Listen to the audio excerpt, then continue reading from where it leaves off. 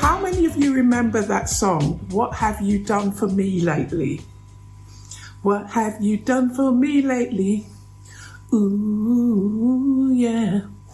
Well, my question is, what have you done for yourself lately? It's important that you know how to love yourself and what it feels like to be able to receive that love in order for you to give love to others and know what it feels like for them when you give them that love. Does that make sense? You have to feel love for yourself to be able to give love to somebody else. You can become your own best friend. How about that then? I know that in the last few years, I've learned to love myself far more than I ever did in my whole life. And it feels great. I'm my own best friend. And there's nothing wrong with that. Which leads me on to Children's Mental Health Week, which was 2 weeks ago now. But I think it should be something that is addressed time after time after time. You know, it's an ongoing issue in our society, and so it should be considered over and over, not just 1 week in the year. That's my opinion. Now, the extent to which it is important can be considered if we look at some statistics relating to the average UK classroom. The average UK classroom contains 31 children on average. Of those children, 4 will have a diagnosed mental illness. 7 of them will be being bullied right now. And 8 of them will have been subject to some sort of violence, be it physical, mental, neglect, but some sort of violence or abuse. The thing that ties all of them together is that all of these factors affect their ability to communicate and therefore their ability to engage in the learning process.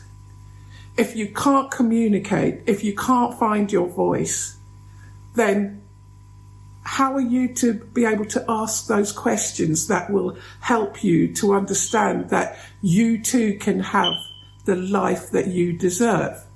Because after all, education is supposed to lead to the life that you deserve, isn't it? Now, I know this from personal experience, as those who know me will know, that I had that loss of communication, that loss of power while I was at school. And it could have led me in many directions. But what happened was I had a teacher who noticed that I had disconnected and spent the time and the effort needed to reconnect with me, because she knew that I had potential and she wanted me to have the life that I deserved, which thankfully I do have today, but it took her efforts to put my life back on track. And it took my efforts to engage with that. So it was a two-way communication. This communication is important in a classroom.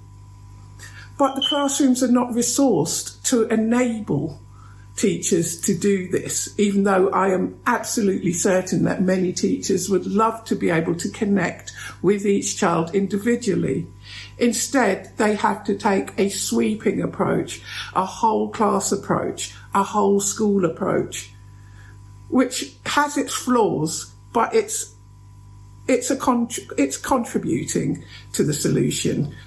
But as with anything, mental health cannot be solved, cannot be treated with a whole sweeping, holistic approach. We have to examine the issues involving each child individually.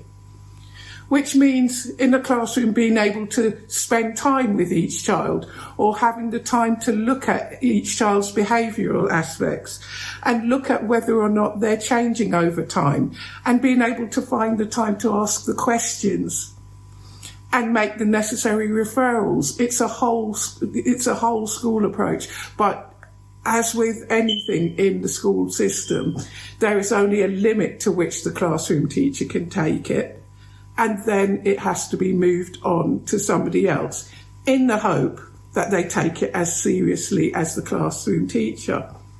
So there we can see there can be flaws in the system. But that doesn't stop us addressing some mental health issues within the home. We need to be able to spend more time with our children. And you might think, we're doing home learning, of course we're spending time together. But I don't mean that kind of time when you're stressed trying to get your work done, they're stressed trying to get their classroom work done, not wanting to go on camera, not wanting to be seen, wanting to hide. We need quality time to spend with our children. So it's important, as you will remember a few episodes ago, I talked about creating a structure in a day. How about creating a time when you can connect with your child and really sit down, have a drink together, have a cup of coffee, some hot chocolate or something, and have a conversation about what's going on in your life? You'd be surprised at how much we accidentally miss.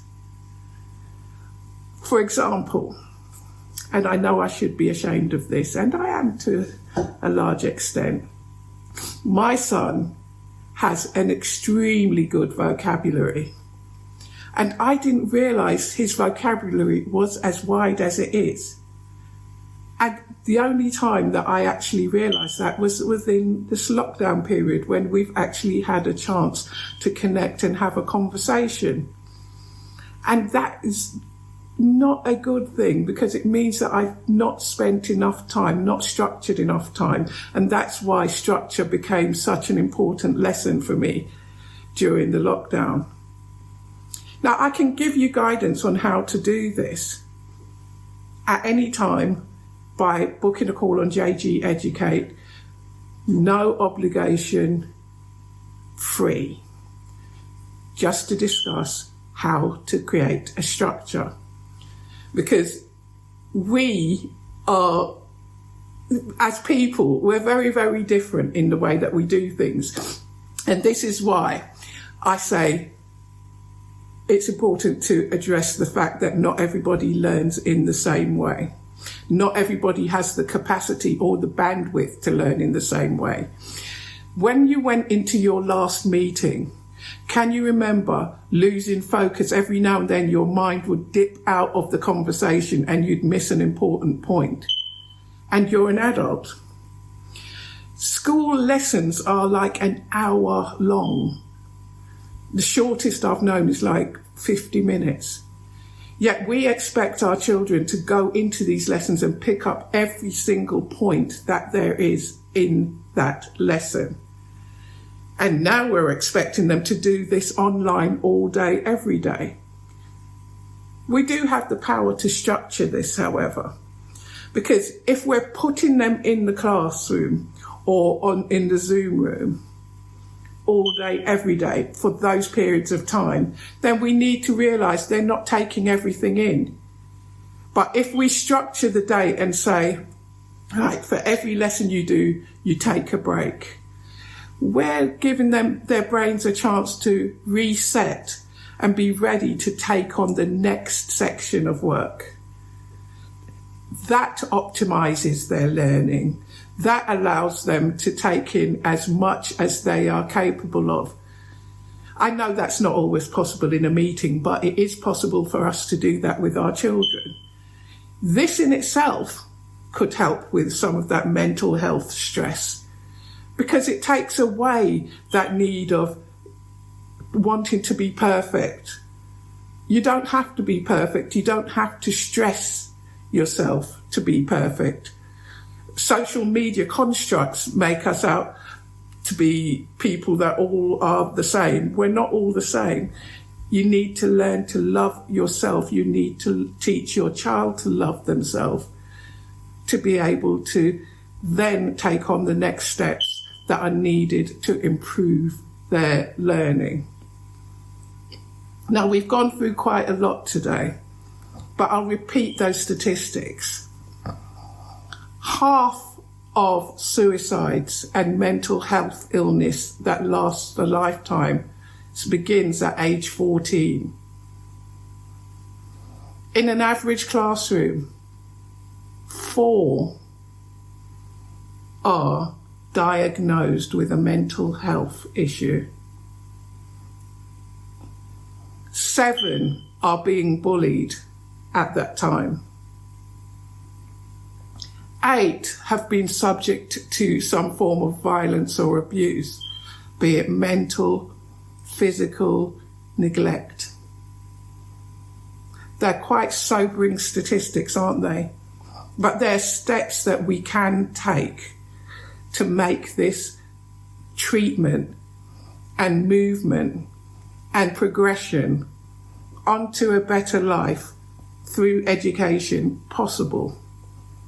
Because at the end of the day, that is the goal. At the end of the day, that was my goal.